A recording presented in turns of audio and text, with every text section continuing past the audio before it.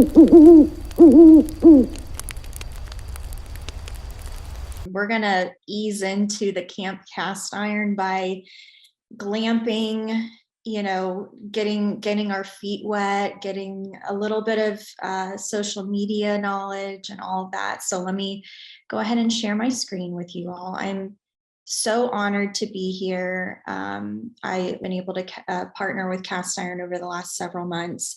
We've done a series called Improve Your Insta, and it's been a really fun series. So you can always check out those recordings on the YouTube channel for Castiron. But today we're really going to be doing kind of an intermediate level.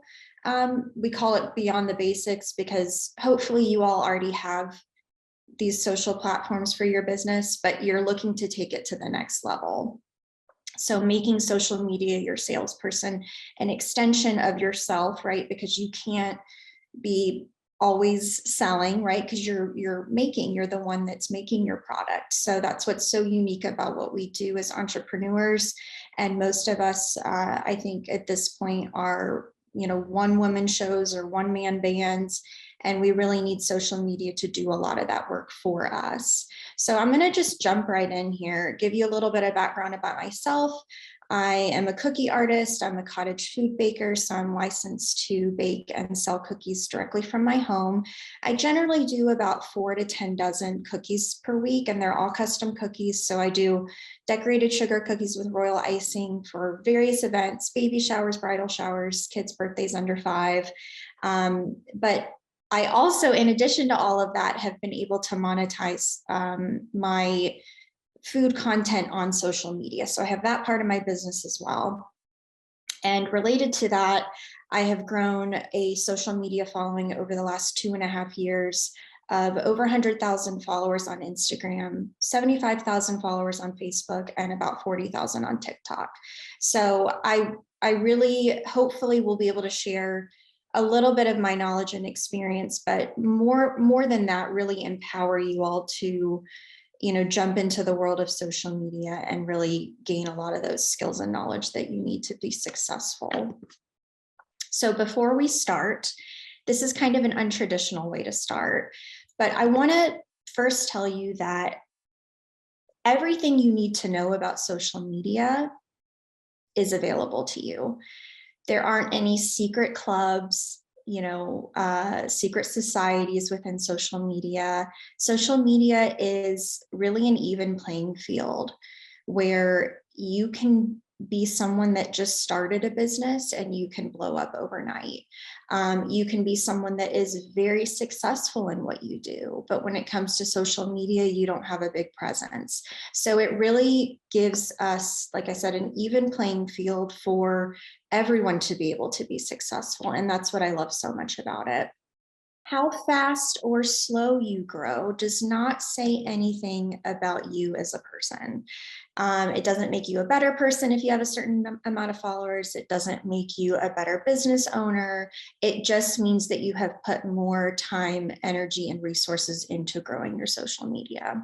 So that's really important to remember because I think we all have fallen into the trap of comparison. I know I fall into that trap almost every single day when I go online. So it's just something that's really important to kind of hone in and be mindful of as we talk about all of these like numbers and what you need to do. It can be so overwhelming. So I want you to just know that none of this determines your worth. Like the number on the screen, even my numbers, it's like, oh my gosh, like that's a lot of people, right? So it's just something to be mindful of. And it doesn't necessarily mean, anything for you as a person, but also doesn't mean that you're going to be successful just because you have a certain number of followers. There's enough room for you. So even if there are 1 million people that do what you do, that have 1 million followers, there's still room for you in this. Again, social media provides that kind of even playing field for us. And there's so many people in the world. So there are so many people that want to follow you and want to learn about what you do. And there's enough room for you. And lastly, we all need help. I need help every single day. I was walking on my treadmill last night and watching an Instagram live of one of the Instagram business coaches that I follow, who I'll speak about at the end. But even I was still learning things that I was like, oh, I need to go back to my profile and, adjust this, that, and the other. So we all need help. We all need the resources to be able to be successful in this, and we can do it better together. So first of all, why social media, right? We feel like it's something we need to be doing, but we don't really know why. So first of all, it's free. It's a free way to advertise your business, and it's a way that you can kind of create a buzz about your product.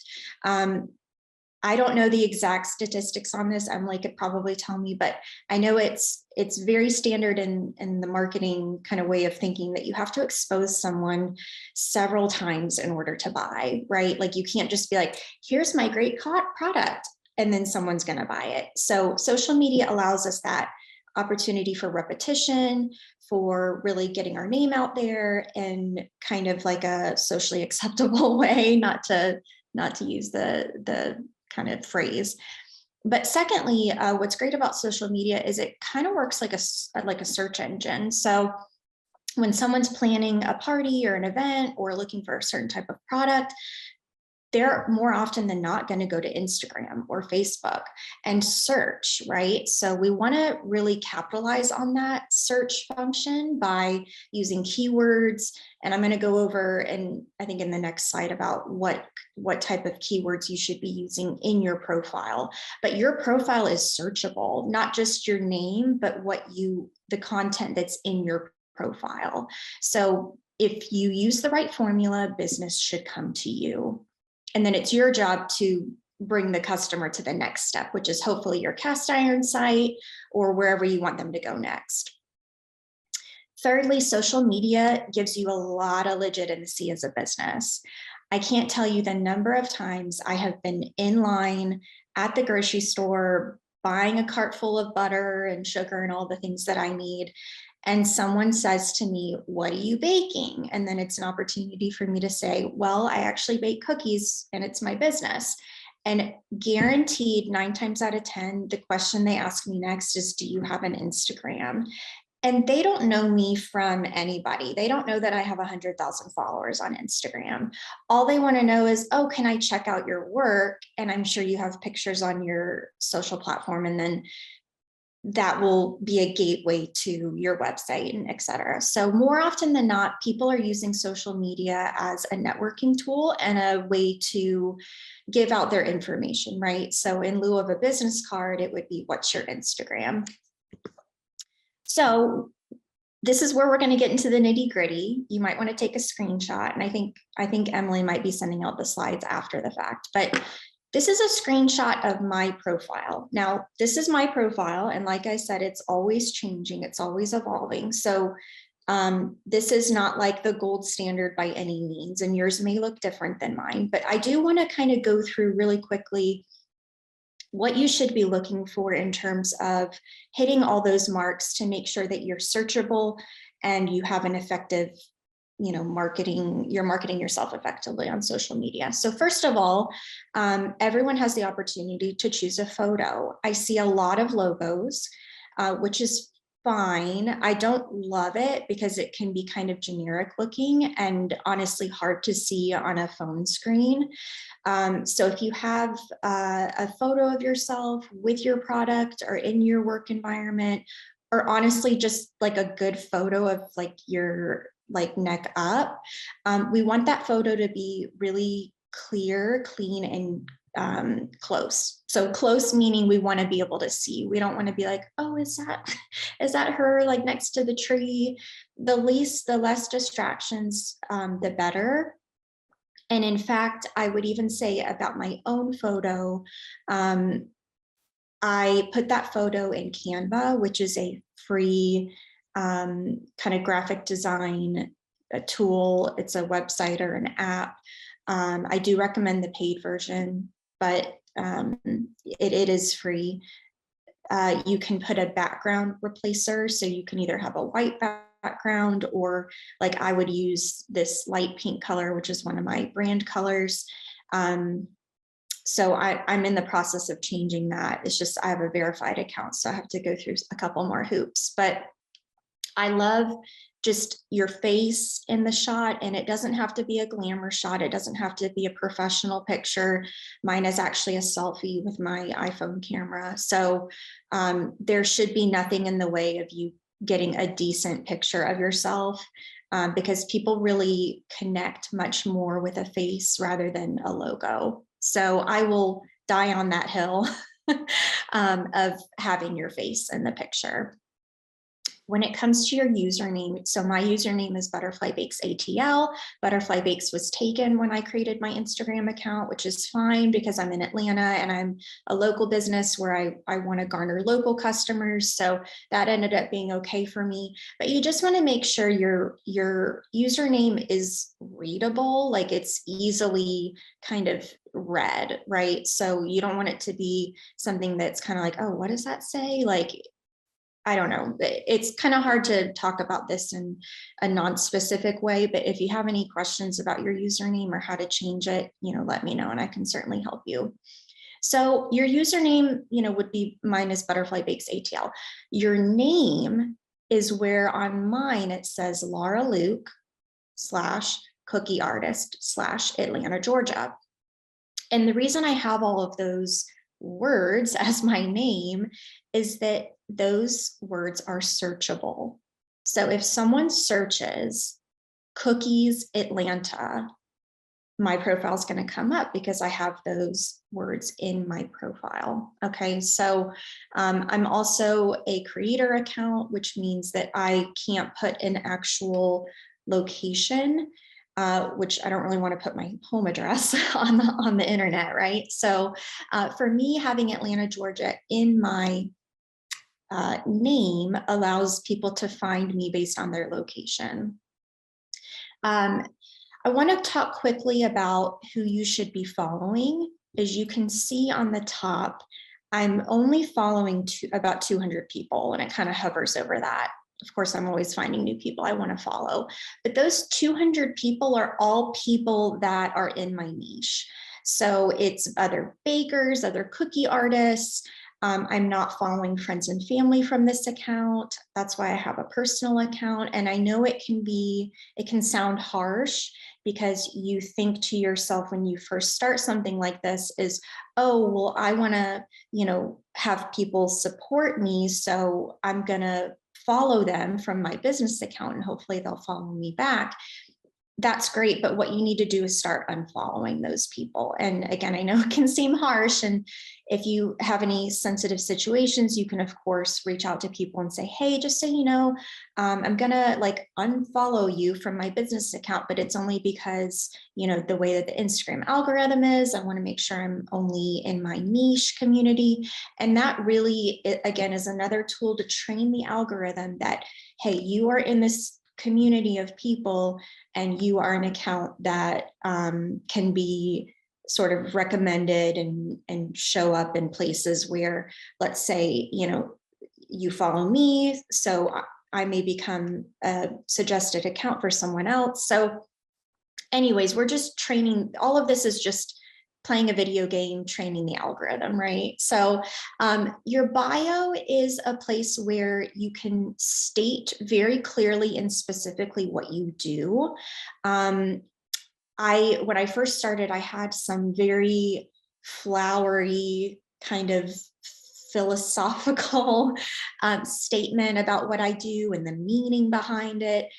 And then I heard an Instagram coach say, you need to be really clear and concise, because people that's a lovely sentiment, but again, it's a video game and we're all players in the video game. And if it's not really clear and really simple, and we're telling people what we do and what we want them to do, it gets kind of lost in translation, right? Because when we're on our phones and we're clicking on content, we're not really taking the time to really read and understand what this person's trying to do, right? So state very clearly what you do. And a call to action. So link, taking them to your website, which I'm in good company here. I think you all understand the value of having a professional website or a link tree or whatever you want to do there. I believe now you can put several links in your Instagram account. So that's something you can check out.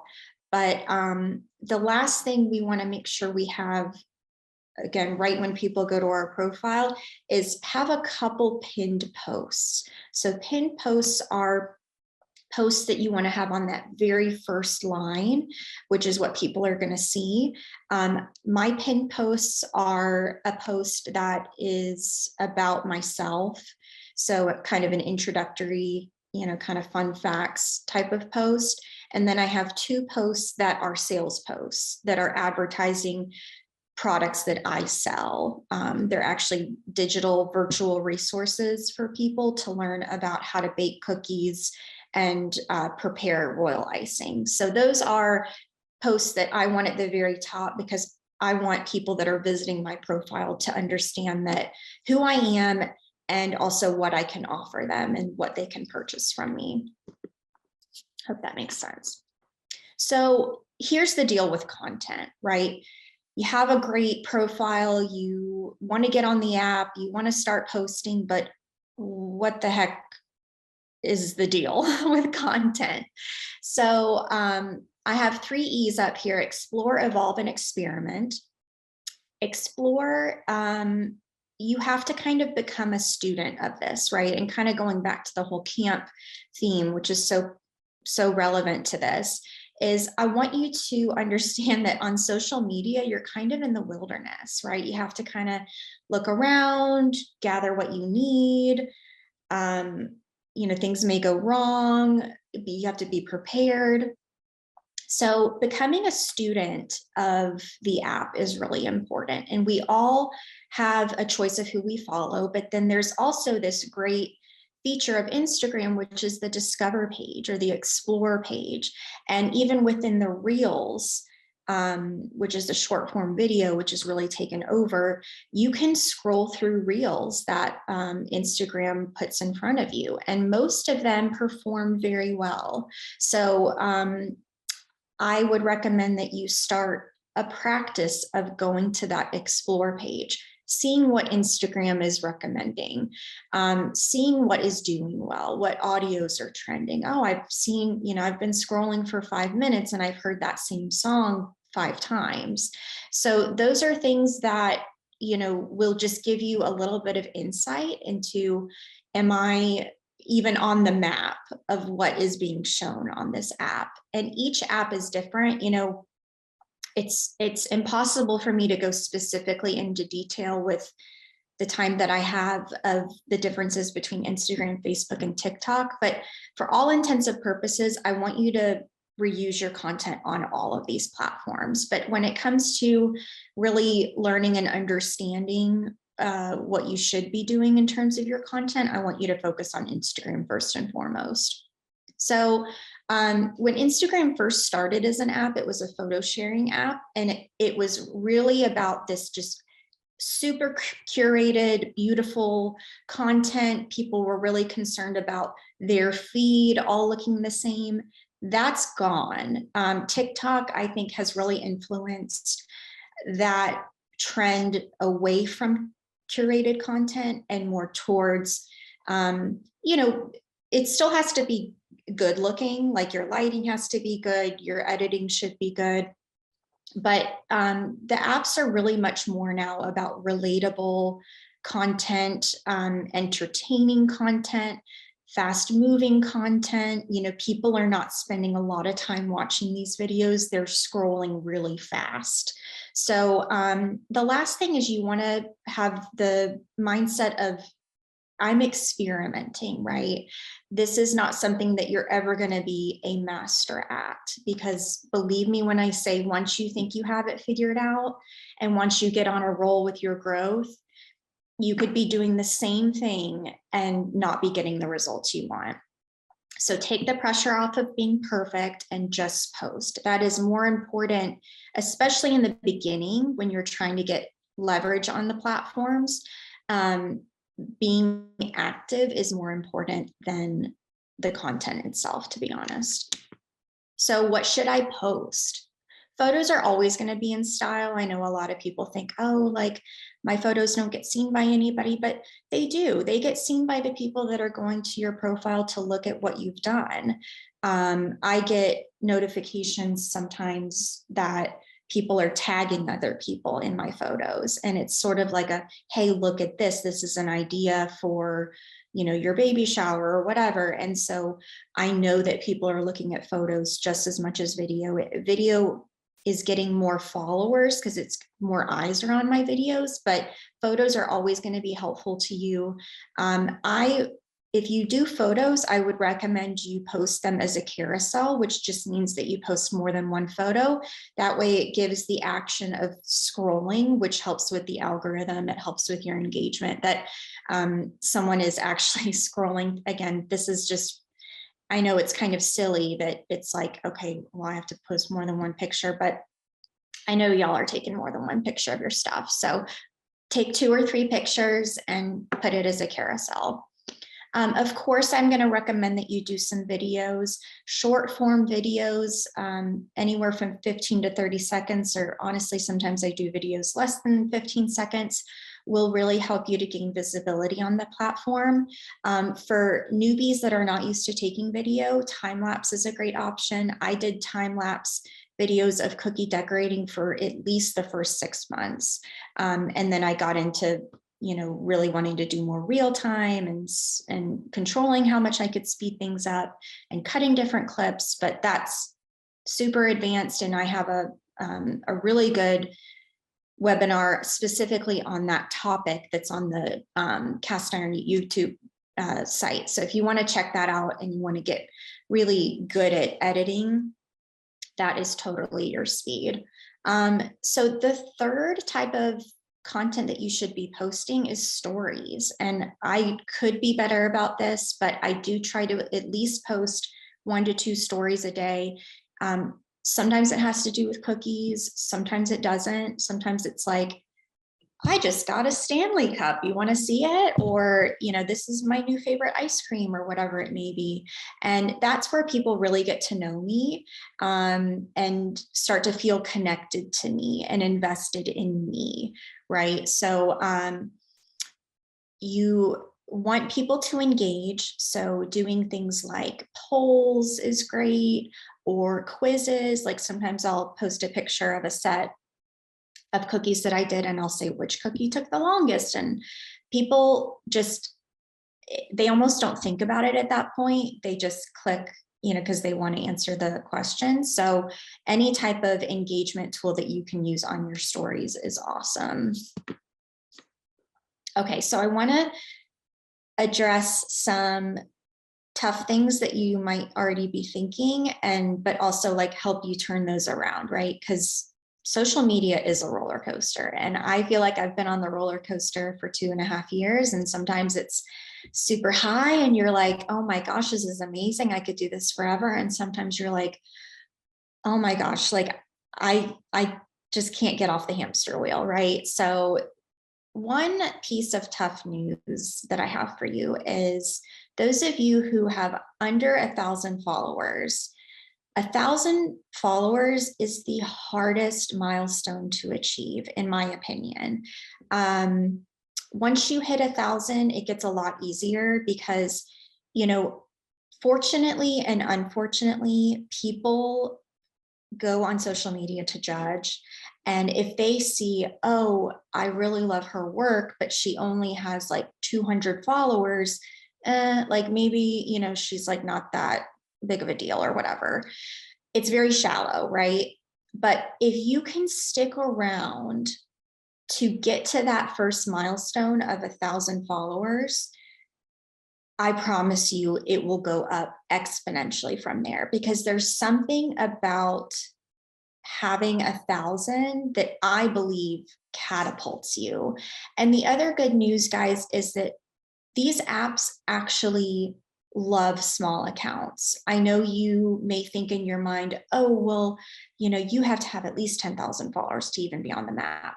No, actually, I've seen people with very small accounts that get better engagement than I do and better reach than I do. So no excuses. You just have to persevere up until that point where you can get to 1,000 followers. And I promise you, you'll be like on your way.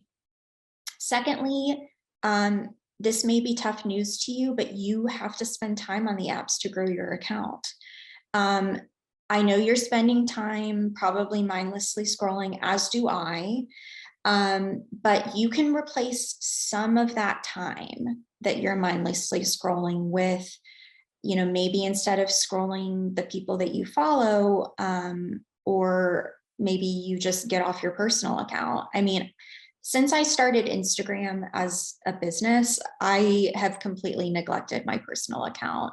And that's, it is what it is. I kind of rely on my husband to tell me if anybody like got married or had a baby or whatever. But yeah, I just trust that like if there is something that I miss, that I will eventually learn about it.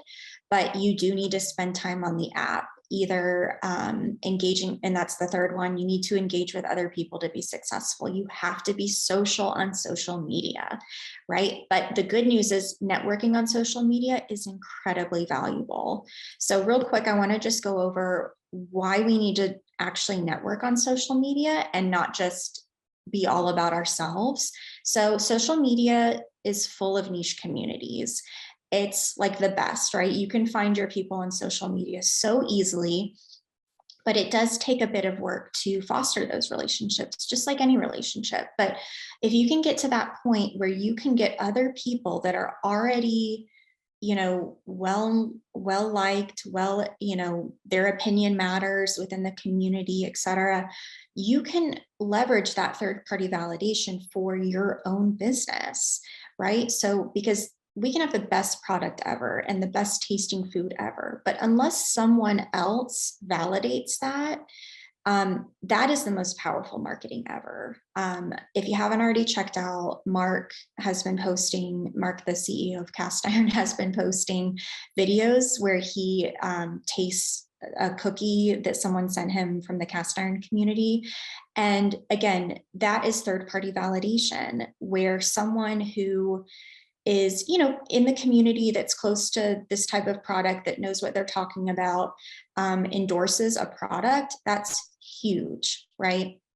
I hope you all follow Keith Lee on TikTok. He's incredible. When he says that a restaurant is good or that their food is good, they blow up, right? So that third-party validation is available to you on social media. You just have to be patient and find the right people that are going to provide that for you. In addition, I think the most important thing that social media networking provides you is a community of people that will support you, that will be there for you, that will help to guide you, and that hopefully you can one day pass that on, right, and guide other people. So here's some examples of engagement. So you might hear the word engagement and be like, what is she talking about? So engagement is like being social on the app, replying to comments.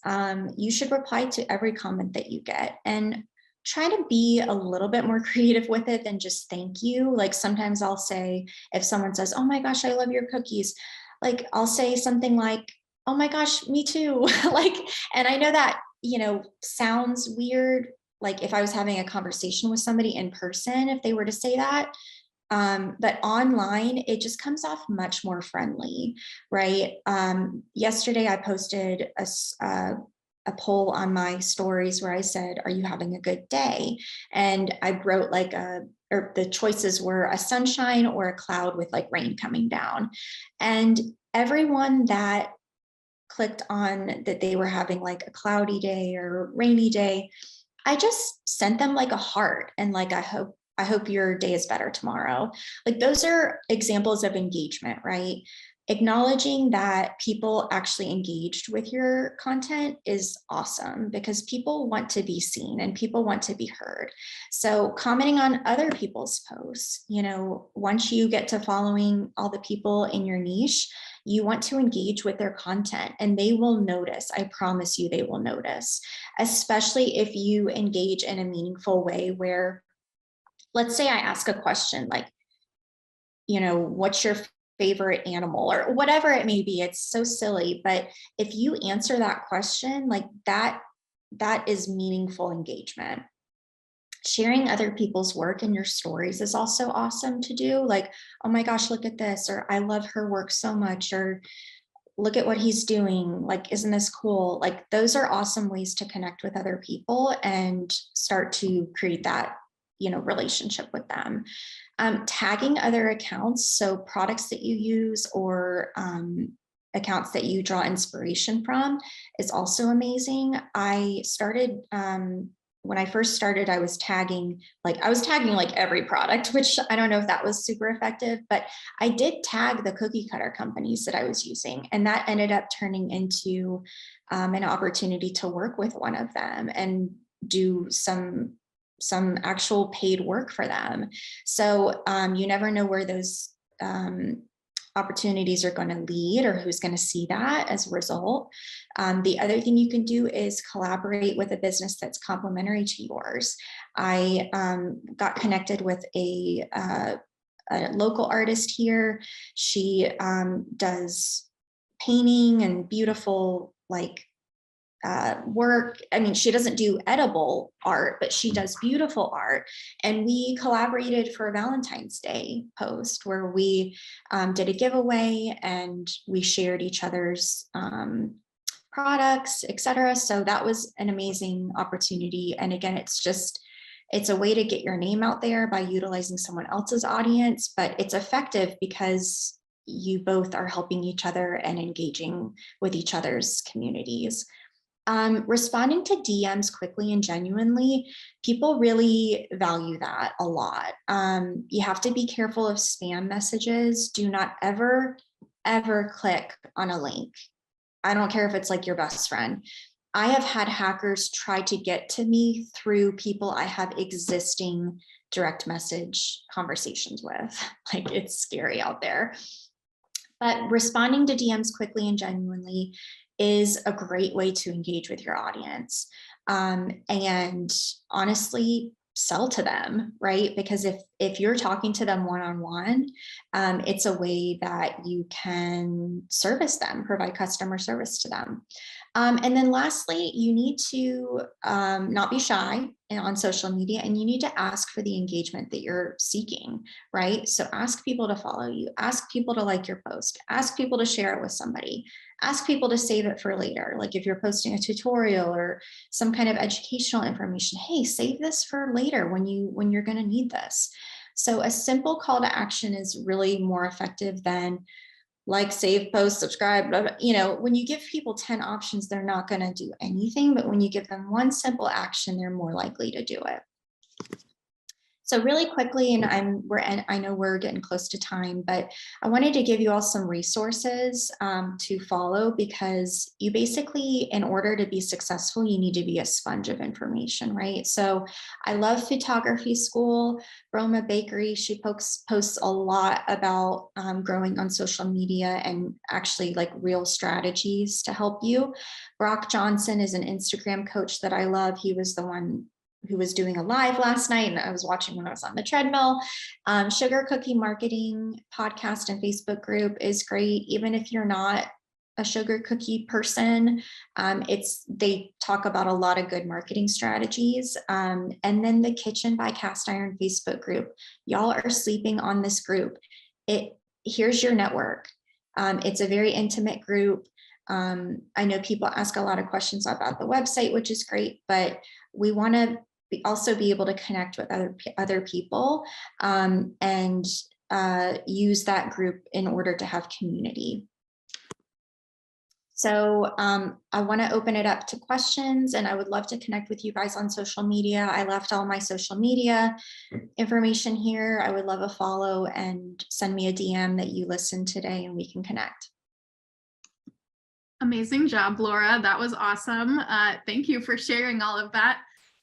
We have time for maybe 2 quick questions.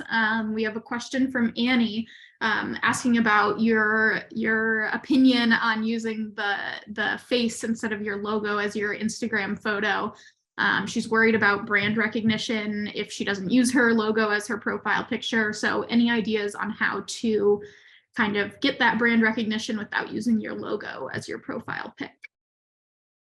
Yeah, I think, again, I would need to know a little bit more information, like what type of business you have, what type of product you're selling, because honestly, my first thought is unless you're like selling your product in a grocery store where you need to have that brand recognition of, oh, it's the cookies in the purple box or whatever it may be, I don't think brand recognition is as important. And you can use your logo other places. You can use it in your highlights, like your story highlights, or obviously on your website. But like I said, I'm really going to die on that hill of like 99% of us need to be using our face and have your product in the picture. It can be, you can kind of be that way. But I just think like when people are scrolling through social media, they're much more apt to connect and go to a profile if it's a person.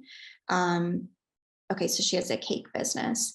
Yeah, I mean, or sorry, that's another question. But Annie, just if you want to message me on social media, I'm happy to help you and kind of give my opinion based on your particular situation.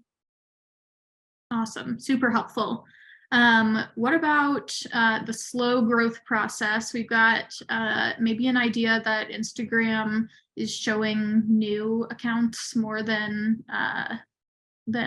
old accounts. Like, do you think it's worth starting over? But I think that's what the question is. If someone's not seeing engagement and growth on their account, should they just start over and try it with a new account? I think that's like a last resort. She has 3,000 followers. I mean, that's a lot of followers. I wouldn't start over because, like I said, it's really hard to get to that point. And how are you going to let people know that already follow you? I would just message me and I'd be happy to help you. In regard to the dedicated support, the only way to get dedicated support on Instagram is by paying for a verification. So the blue check mark is now available to everyone, and it's called Meta Verified. It's a paid service. I think it's $15 a month, but that gives you a dedicated, direct line to Instagram help or whatever, but they're not going to help you with your account in terms of engagement. I can tell you that right now. So message me. I'm curious like where you're at, but really appreciate you asking that question. And you absolutely can turn this around, and 3,000 is a lot of people. So Yeah. Don't abandon them unless you really have to. Let's do one last question. How do you think that the algorithm thinks about reels now? Are they better? Are they worse? Are photos better? Are carousel posts with multiple photos better? What do you think? So there are several algorithms within Instagram.